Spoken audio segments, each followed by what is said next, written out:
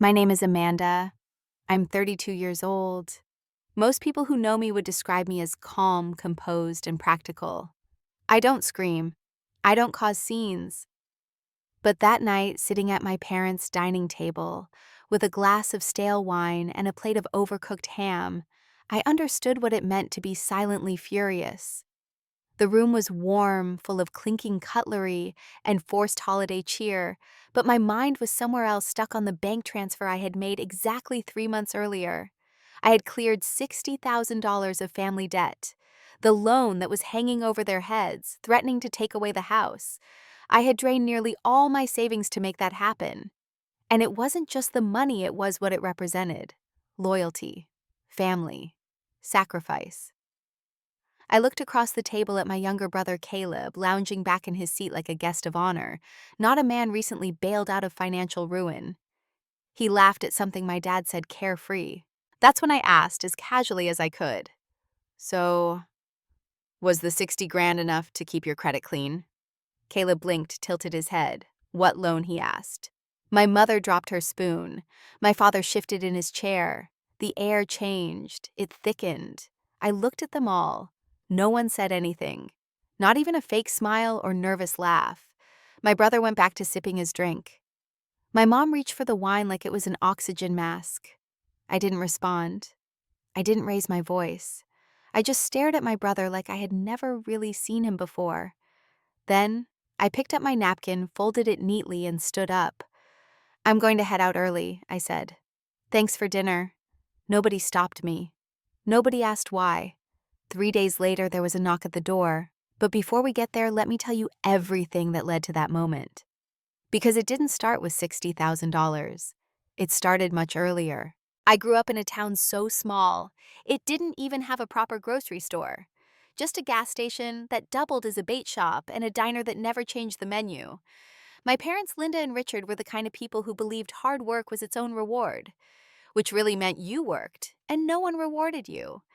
They had me young, struggled a lot, and made sure I knew it. Every meal, every school supply, every ride to soccer practice came with a silent invoice. I learned early on not to ask for things. I learned to be useful. By 10, I could cook dinner. By 13, I was babysitting my brother Caleb. And by 15, I was working part-time while maintaining straight A's. Caleb, 2 years younger than me, was the golden one. Always a little wild, a little charming, and somehow never wrong. When he failed a math test, the teacher was too strict. When he dented the car, someone else parked too close. My parents didn't just excuse him, they praised him for the smallest effort. Once he vacuumed the living room and got $20. I cleaned the whole house and was told I missed a spot. But I didn't complain. I knew my role. The dependable one, the fixer, the daughter who could be counted on. When I got into a good college on a partial scholarship, I didn't expect help. I took loans, worked double shifts, and sent postcards home saying I was fine even when I was eating instant noodles 6 days a week. After graduation, I moved out of state, got certified in financial planning, and started my own practice. It wasn't glamorous, but it was steady. I built a life for myself. Paid off my loans, got an apartment, adopted a rescue cat, even started dating someone decent. But no matter how far I went, my family never stopped pulling at me. The calls came often, always with a smile first, then a favor. "Hey, honey, your brother's having a rough time, could you?" Or, "The house needs a new roof, but we're a little tight this month." Every request came with the same unspoken message: "We gave you life, now you owe us everything." I'd send what I could. 200 here, 500 there. I told myself it was temporary, that one day they'd find their footing. But the truth is, they never intended to. They had found their footing on my back. The emotional part was harder to admit, that no matter what I gave, it was never seen. Never enough. When I paid their utility bill one winter, my mom told me I should have sent groceries instead. When I flew home for Thanksgiving, she said I looked tired, like I wasn't taking care of myself. Never mind the fact that I had paid for the entire dinner. Caleb stayed with them even into adulthood. He bounced from job to job, always between opportunities. He dated a string of women, all of whom my mother adored, but none of whom stayed long. When I visited, I slept in the guest room. He had the big bedroom with the bay window, the one that used to be mine. Mom said it made more sense that way because he was home more often. I didn't argue. I never argued, but I kept track. I saw how every time he failed, they cushioned his fall. And every time I succeeded, they found a way to frame it as luck. "You've always been so independent," my mother would say, like it was a flaw. "Not everyone's built like you." It wasn't meant as praise. It was a pretext, a way to justify asking for more. When my marriage ended quietly without drama, my mom didn't ask if I was okay. She asked if I could fly home and help them file their taxes. That was the tone of our relationship. I was the practical one, the resource. Caleb was the dreamer, the baby, the one they worried about. So when the call came about the $60,000 debt, I wasn't surprised. I was in the middle of prepping for a long overdue vacation when my mom called crying, saying the bank was threatening to seize the house. It was an old second mortgage they'd refinanced to help Caleb after one of his failed businesses. Apparently, they had defaulted. The debt had compounded. The house was in danger. And Caleb's credit ruined. My mom sobbed that she couldn't sleep, that she was having panic attacks, that it was too much for their hearts at their age. I asked about options, negotiation, refinancing, maybe bankruptcy. She said they'd already tried. They were out of time. "I just didn't know who else to call," she said. And she didn't have to say it because I knew the rest. I was the only one they could count on. Again, I told her I'd see what I could do. That night, I sat in my apartment looking at the savings I had worked so hard to build, and I made a decision I would help. Because I couldn't live with the idea of them losing the house. Because I still somewhere deep down wanted their approval. I wanted to be the good daughter, the responsible one, the one who fixed things. And so I did. I transferred the money the following week, $60,000. I pulled from my savings, cashed out an old bond I'd been holding onto since grad school, and sold a small investment in a tech fund that had been slowly climbing for years. I didn't even hesitate.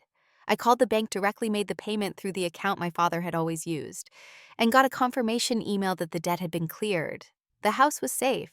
Caleb's name would no longer be flagged for default, and my parents wouldn't have to worry about foreclosure letters or creditor calls. I didn't expect a parade. I didn't need them to fall at my feet and weep with gratitude. But I expected something, a thank you, a simple call. Instead, I got a 3-line text from my mother. "Just saw the payment cleared. Thank you, Amanda. We'll talk more later." We never talked more. Not about the loan. Not about the fact that I had just sacrificed half of everything I'd built over a decade. Caleb didn't call at all. A week later, he posted a photo on Instagram with some vague caption about fresh starts and deserved blessings. I assumed he was trying to be poetic. Then came the phone calls again. This time about smaller things. Mom said the car needed new tires. Dad had a hospital bill that wasn't covered. Could I help out with groceries just for the next month? I said yes. Of course I said yes. I set up an automatic monthly transfer of $500, $250 for them, $250 for utilities. I told myself it was temporary, just until they got caught up. But something felt off. I noticed the way my mom deflected when I asked if the car had been fixed. Or when I asked if Dad was feeling better, she said things like, "Oh, he's hanging in there," without ever giving details. Still, I told myself I was overthinking it. They were proud people. Maybe they just didn't want to seem needy. Then one afternoon, while grabbing coffee with a former colleague, something strange happened. She showed me a photo from a neighborhood party her sister had attended, one thrown by Caleb's girlfriend. "Isn't that your brother?" she asked. There he was, grinning beside a black Porsche. I stared at the screen. The caption read, "Celebrating Caleb's big upgrade." I didn't react. Not right away. I smiled, nodded, said something like, "Yeah, that's him." Inside, I felt my stomach twist. When I got home, I opened my laptop and started digging. Caleb had been posting from restaurants I'd never heard of, tagging bars with $20 cocktails, posing in outfits that didn't look like thrift store finds. On a whim, I checked the email associated with the loan account. There were recent notices, odd ones, notifications about account changes, adjustments to contact information, and one especially glaring message: temporary hardship approval granted, 6-month pause enacted. It had been filed under my name, my email, my ID number. I hadn't applied for any hardship pause. My fingers trembled as I opened each document. Someone had used my information to pause the mortgage. Not only that, but it had been done after the loan was supposedly cleared. That meant they'd taken my $60,000, not used it to pay off the debt, and instead filed for a pause under my name without telling me. And now they were sitting comfortably with my money using my identity to delay consequences. I felt my chest tighten. At first, I tried to rationalize it. Maybe there had been a mix-up. Maybe the payment hadn't gone through and they panicked. I called the bank to confirm. They walked me through the timeline. The payment had cleared. The pause had been filed a week later. I asked who submitted the request. They said it had been done online using the family login. All answers led to one place: the house. My parents. Caleb. Someone in that house had committed fraud in my name. And I had smiled, nodded, and kept sending money. That night, I sat in the dark with my laptop open on the kitchen table, the glow of the screen burning into my eyes. I didn't cry. I didn't scream. I just sat still, letting the betrayal settle like a fog. I could see it all now, laid bare. They had seen my help as a convenience, not a sacrifice. My mother once told me I was built to survive. Maybe she was right, but survival comes with a cost, and this time I was done paying it for other people. It was a Wednesday when the final confirmation arrived, not from a bank, not from an email, but from a voice I trusted. My friend Jenny, a nurse I'd known since college, sent me a voice message. "Hey, Amanda, I know this might be weird, but I think I saw your brother yesterday downtown in a Porsche. He parked right outside the steakhouse where I was picking up an order. He had some woman with him all dressed up. I didn't say anything, but I thought, didn't he used to be broke?" I listened to that message 3 times before deleting it. Not because I didn't believe her, but because I knew. I had known. I had known the moment my mother started acting vague, when Caleb stopped responding to texts when the numbers didn't line up. They weren't being careful. They weren't even trying to hide it. They just assumed I wouldn't look, that I wouldn't question them, that I'd keep sending money like a good daughter, a good sister, like I always had. But they were wrong. 2 nights later, I drove out to the edge of town, to the neighborhood where my parents lived. The street was familiar, the same cracked sidewalks, the porch lights that never quite worked. I parked across the street, left the engine running, and just watched. The house looked the same, but the energy felt different, brighter, more alive. Music played inside. Laughter floated through the windows. I could see Caleb through the living room curtains, dancing with a glass of something in his hand. My mother walked by in the background holding a plate of snacks. A small party. A celebration. Using my money. I didn't knock. I didn't even get out of the car. I drove home, pulled up the mortgage portal again. And this time I really looked. The details were damning. The hardship pause had been filed with a note saying the homeowner was on medical leave overseas. I wasn't overseas. I wasn't on leave. And I had never authorized anyone to file on my behalf. Someone had impersonated me. It wasn't just deception, it was identity fraud. I opened another tab and accessed my banking history. For 6 months straight, I'd been sending $500 a month. That was $3,000 on top of the $60,000. Gone. Funneled into a house I didn't live in to people who now pretended the debt never existed. And it wasn't just about the money anymore. It was about the lie, the performance, the way my mother had said thank you with one hand and filed false documents with the other, the way my brother had smiled at me across the dinner table and acted like I was imagining things. They had rewritten the story. In their version, I was the cold, distant one, the independent daughter who never needed help, who owed them for the roof over her head as a child. Caleb was the victim. Mom was the martyr. Dad, the quiet witness. And I was the wallet. That was my role. But not anymore. That night, I opened a new document and started typing a timeline, every transaction, every transfer, screenshots of texts, emails, legal notes. I organized everything with the kind of precision I'd learned from my job. And when I was done, I sent a message to someone I hadn't spoken to in years. Lauren Green, my old roommate from college, now a licensed attorney. I didn't give details. I just wrote, "Can we talk?" "It's serious." Her reply came 5 minutes later. "Absolutely. Name the time." I looked around my apartment. quiet, clean, mine.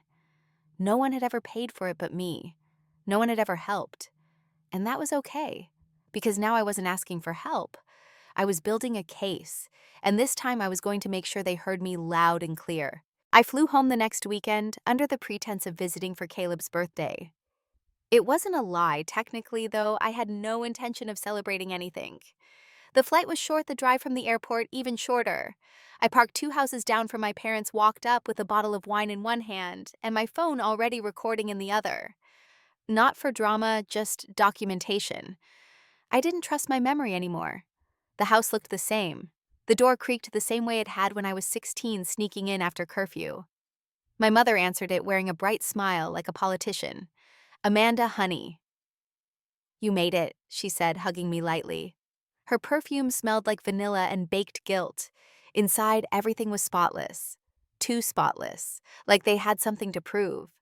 Caleb was in the kitchen laughing with 2 friends I didn't recognize. He gave me a nod, a casual "hey stranger," like I hadn't erased his debt 3 months ago. My dad sat in his recliner, half watching a football game, barely glancing up. "Dinner's almost ready," Mom chirped. "We're doing lasagna, your favorite." I smiled, the kind that doesn't touch your eyes. "Smells great." We ate in the dining room. They poured wine. They told stories. Caleb went on about a business opportunity he was considering, something vague involving NFTs or startup consulting. I listened. I nodded. I waited. When dessert came out, a store-bought cheesecake still in the plastic container, I decided it was time. So I began turning to, "Caleb, was the 60,000 enough?" He blinked. "What?" "The money I used to pay off the loan. Just checking, was it enough to clean things up?" Silence. My mother froze mid-slice. My father coughed. Caleb tilted his head. "What loan?" he asked. He didn't smirk. He didn't flinch. He just said it like I'd asked about the weather. "What loan?" My mom laughed nervously. "Don't be dramatic, Amanda. It's Caleb's birthday." "So we're pretending it didn't happen," I said. "That the loan wasn't real, that I didn't pay it off." "You chose to," my father said. "No one made you." I turned to my mother. "And the hardship pause, the one filed in my name." Her eyes widened just enough. "I don't know what you're talking about." "The documents filed through the bank portal, using my email, my ID number. Someone committed fraud." Caleb stood up. "This is insane. You're ruining dinner over what money you've always had issues." "No," I said. "I've had boundaries. You just never respected them." "Amanda, please," my mother said, her voice dropping an octave. "We're family. We've all made sacrifices. You mean like lying to me, taking money meant for debt and using it on what, cars, parties?" "That's none of your business," Caleb snapped. "It became my business when you used my name to manipulate a federal financial institution." My mother gasped. "You're making it sound criminal." I didn't reply. I just pulled out a manila envelope from my bag and slid it onto the table. "You'll want to read this. It's a preliminary notice. My attorney will be in touch Monday." Caleb scoffed. "You're suing your own family. I'm holding thieves accountable," I said. "Call it what you want." "You're ungrateful," my father muttered. "After everything we've done for you." I stood. "You mean raising me, feeding me? That's not a debt I owe for life. That's called parenting. I didn't sign a contract saying you could bill me forever. We gave you everything," my mom said, her voice trembling. "And I gave it back over and over. I paid for your debts, covered your mistakes." And still it wasn't enough. Caleb leaned against the wall, arms crossed. "This is why no one likes dealing with you." I smiled. "Then consider this your final transaction." I walked out. No one followed. No one stopped me. The wind was sharp that night, slicing through my coat, but it felt good, clean, like the first breath after being underwater too long. I got in the car, turned off the recorder, and sent the file to Lauren. Then I sat there watching the porch light flicker and waited until the cold didn't feel cold anymore. Lauren met me at her office the next morning. It was small, neat, cluttered in a controlled way. Case files stacked beside coffee cups, legal pads scribbled with half-thoughts and highlights. She looked the same as I remembered from college, sharp eyes, blunt voice, and a mind that never lost track of the truth even when everyone else tried to twist it. I handed her the folder. Inside were screenshots, bank statements, transaction records, a printout of the mortgage hardship application filed in my name, and the timeline I'd built down to the exact minute Caleb posted the Porsche photo on Instagram. She flipped through it quickly, nodding as she read. "You're not crazy," she said finally. "You're also not overreacting." "Good," I said, "because I'm done being quiet." She leaned back, steepling her fingers.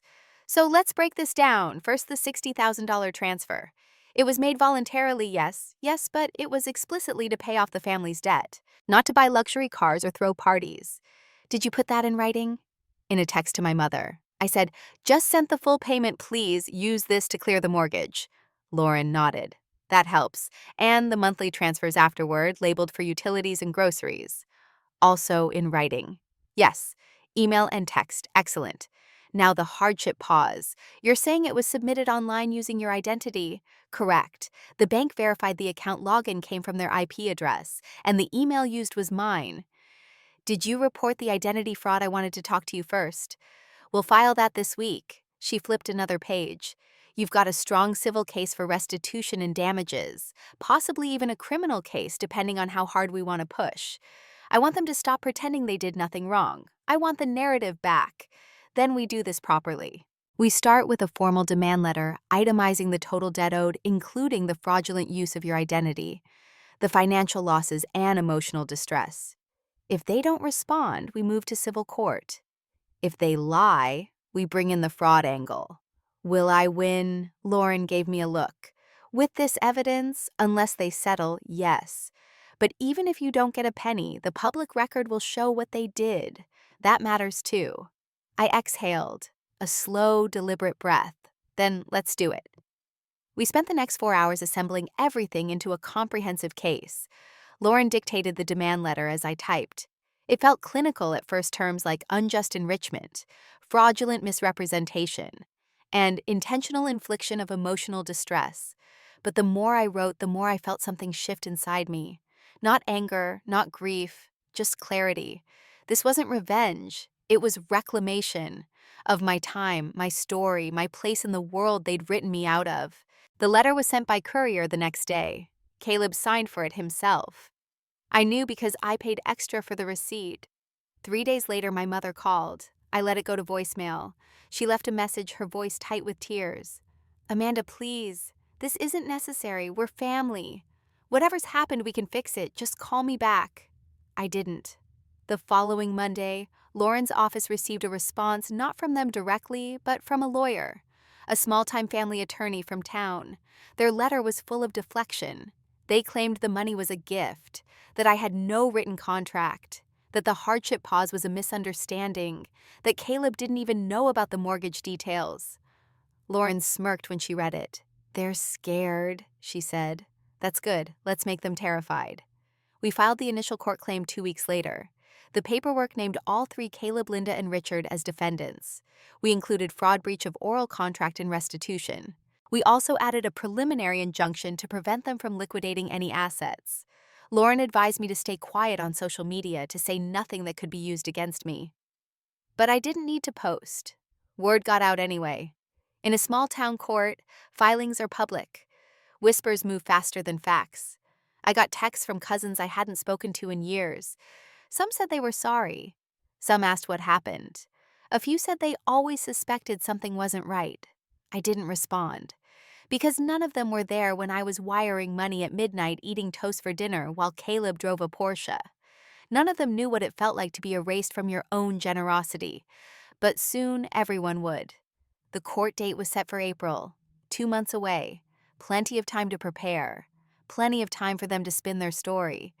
But I didn't care. I had the documents, the receipts, the truth, and a lawyer who didn't flinch. As I left Lauren's office that day, she handed me one more folder. Inside was a printout of the full filing, my name at the top. "This isn't just a case," she said. "It's a declaration." I nodded. I'm done being silent. And for the first time in years, I believed it. The knock on the door came exactly 9 days after the demand letter was delivered. I knew it would. I had counted on it. I was standing in my kitchen reheating soup when I heard it, 3 sharp raps, no hesitation. I opened the door slowly, already holding the envelope in my hand. Caleb stood there in jeans too tight for someone his age, and a jacket that probably cost more than my rent. My mother was just behind him, arms folded like a wall, and my father lingered near the car smoking, pretending he wasn't involved. Amanda. My mother said this is unnecessary. We came to talk. Privately. Then speak, I said. But this time speak honestly. Caleb rolled his eyes. You're making a scene. We're on my property, I replied. If anyone's making a scene, it's the man who took 60 grand and used it to buy a car. I didn't ask you to do that, he snapped. You chose to. That makes it a gift. A gift, I said. Filed through the bank labeled for debt payment with multiple texts confirming it was for clearing the mortgage. You never said it was conditional, my mother interjected. We thought you were helping. That's what family does. No, I said what family does is communicate. What family doesn't do is impersonate their daughter to apply for a hardship pause on a mortgage she already paid. My mother flinched. I didn't save it. I cut her off. The bank traced the login. Your IP address. The email came from the family router. And the ID number used mine. You didn't just misuse funds, you committed fraud. Against me. Caleb stepped forward.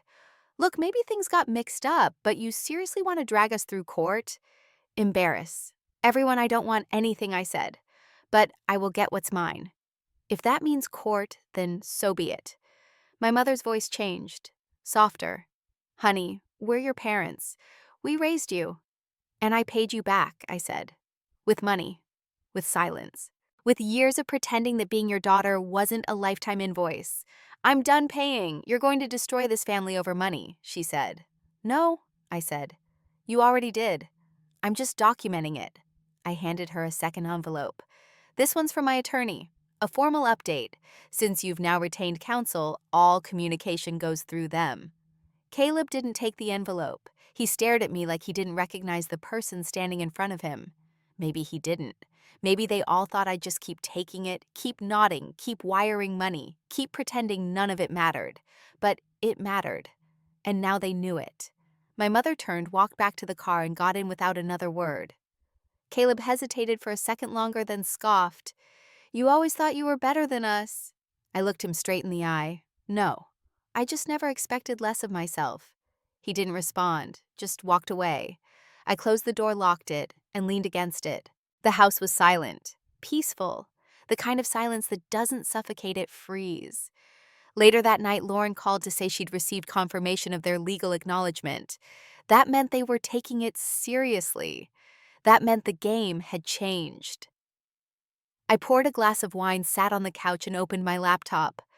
The mortgage portal showed the same hardship pause, still active, still fraudulent, but not for long. I checked the tracking on the subpoena requests. Everything was in motion. I looked around my apartment, small, modest, entirely mine, and felt something I hadn't felt in years. Ownership. Not just of my space, but of my story, of my worth. And as I closed the laptop, I smiled to myself.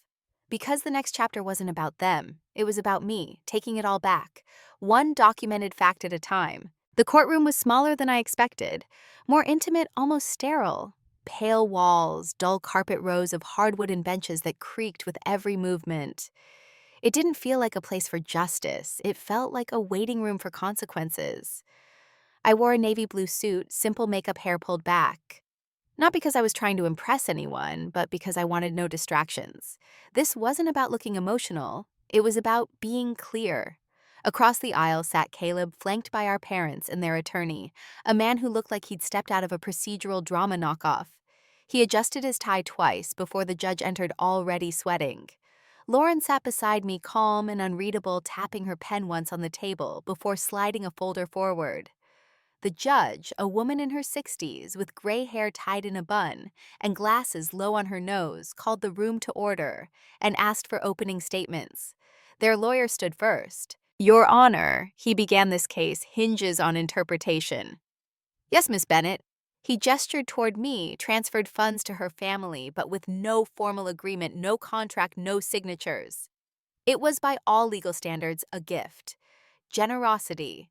And while we understand her frustrations, personal grievances do not equate to financial liability. Lauren didn't flinch. When it was our turn, she stood slowly. Your Honor, my client didn't just send money. She provided explicit instructions via text and email that the funds were to be used to settle a debt. The same debt her family later paused using her identity without consent. This is not a case about family dynamics. It is about fraud, misuse of funds, and a clear violation of trust supported by documented evidence. The judge nodded, flipping through the file we had submitted days earlier. Then came the witnesses. My father was first. He walked like he was climbing stairs that didn't exist, slow and heavy. Under oath, he claimed he had no knowledge of the pause being filed, that Caleb handled the online banking, that I had always been generous to a fault, and that perhaps I'd misunderstood the nature of the family arrangement. Lauren showed him a text where he'd thanked me explicitly for clearing the slate. His eyes dropped. The judge made a note. My mother was next. She wept, quiet, practiced sobs, just loud enough to be heard. She said she was overwhelmed, that I'd offered to help, that she thought the hardship application had been a follow-up I'd requested. Lauren asked her, "Did Amanda ever give you permission to act on her behalf with the bank?" My mother hesitated, then whispered, "Not directly. Did she ever give you her login credentials, ID number, or email authorization?" "No," she said. Then quieter. "I was just trying to help. By impersonating your daughter." The silence was louder than her answer. Then came Caleb. He sauntered to the stand like it was a school talent show. His voice was steady, confident. "Look," he said, "my sister's always been intense. She likes control. She offered to help with the loan, and we let her." "That's it. Did you buy a Porsche 2 weeks later?" Lauren asked. "It was used," he said. "Did you pay cash?" "Yes." "Where did the cash come from?" He shrugged. "My own savings." "Do you have bank records to show a withdrawal of that size?" "I don't think so." "Because the money came from the shared household account, the same one Amanda transferred funds into." "I don't know," he muttered. Lauren didn't press further. Instead, she cued the recording, the audio from the night I'd handed them the notice. "You should be grateful I paused the payments for you so it didn't go into foreclosure." Caleb's voice rang out clear and smug. The room stilled. Their attorney objected, claiming it was out of context, but the judge allowed it. The defense collapsed in slow motion. Every attempt to paint me as dramatic, vengeful, bitter fell apart under the weight of facts. At the end of the hearing, the judge looked at all of us, then said, "This isn't just a legal matter, it's a human one. But unfortunately for the defendants, the law is quite clear. She ruled in my favor: full restitution, $60,000 plus interest, $6,000 in damages, and all legal fees." But it didn't stop there, because they didn't have the money. Caleb had burned through it. My parents were already over-leveraged. When they failed to pay within the 30-day deadline, Lauren filed for asset seizure. The Porsche was repossessed. The house was evaluated for equity. It turned out my mother had taken out a line of credit using it as collateral again, without telling me. The final number owed aligned almost exactly with the down payment they'd helped Caleb make on a second property in his name. Lauren made sure of it. That house, now mine, court-ordered. It didn't bring me joy. It brought me clarity. I didn't want the car. I didn't want their tears. I wanted truth. And I got it. On paper. In record. Irrefutable. Caleb avoided eye contact as we left the courtroom. My mother whispered something as I passed. I didn't stop. I didn't need to hear it, because finally my silence had spoken for itself. The day the transfer was finalized, I didn't go see the house. I didn't drive by. I didn't even search the address on Google Maps. I already knew every corner of it, its walls, its lies, its value. I didn't need to stand in the doorway to know I had taken back something they thought I'd never ask for. I signed the paperwork at Lauren's office, declined the notary's congratulations, and walked out with a title in my bag and an apartment key still in my pocket. I didn't move in. I never intended to. I listed the house with a local agent the same week. The market was decent. A family bought it within 30 days, young couple, first child on the way. They paid fair market value. I took the payout and opened a trust account in my name. Half of it I kept. The other half I created a scholarship fund for women over 25 going back to school with no family support. The first round of applicants came within a month. I read every essay. Most talked about loss, some about survival, but all of them reminded me that being alone wasn't the same as being lost. The Porsche sold for far less than Caleb paid. The dealer didn't care about the sob story, just about mileage and resale. My father didn't call. He never did, not even when the car was taken. My mother sent a single email, "I hope you're happy. You got what you wanted." I archived it without replying. Caleb tried to email too. Once. A long, rambling rant about betrayal, about blood, about how I'd embarrassed him in front of everyone that matters. I didn't respond to that either. There was nothing left to say. I used the funds from the house to pay off the last of my own debt, took a short vacation to the coast, then went back to work. I kept things quiet. I didn't post about the court win. I didn't brag. But I didn't hide either. Word got around on its own. And the silence that followed, it was mine. Pure. Earned. Not the kind forced on you by guilt, but the kind you choose after reclaiming your voice.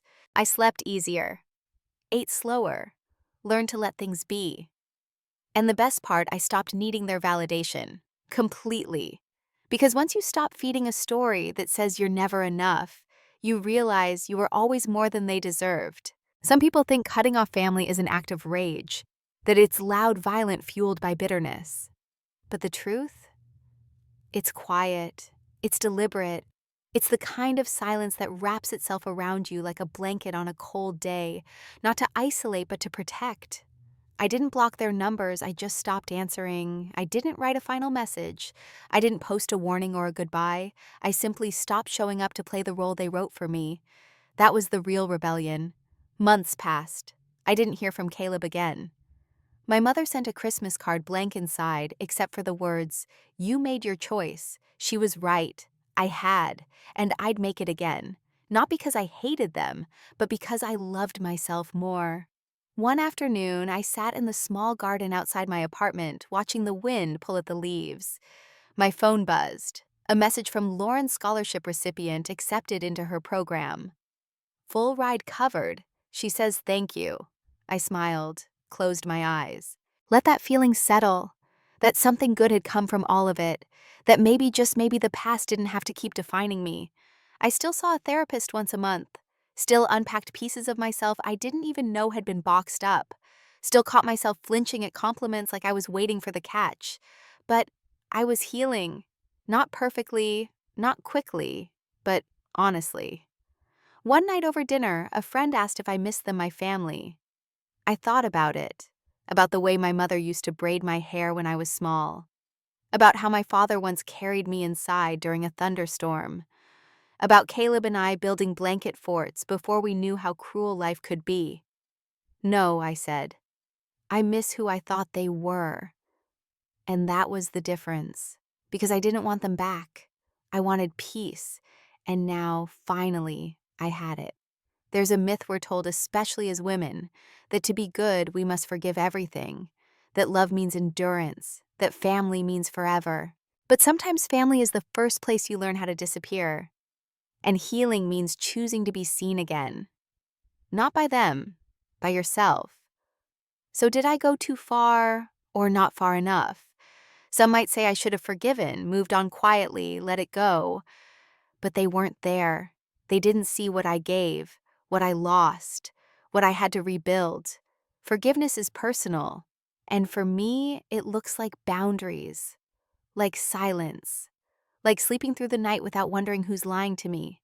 If you've ever felt that kind of betrayal, the kind that wears your last name, you know what I mean. And if you haven't, I hope you never do. I truly mean that. Because peace shouldn't have to be earned through fire. But if it does, may you walk through it and come out the other side knowing exactly who you are. That's what I did. That's who I am now. And it's enough.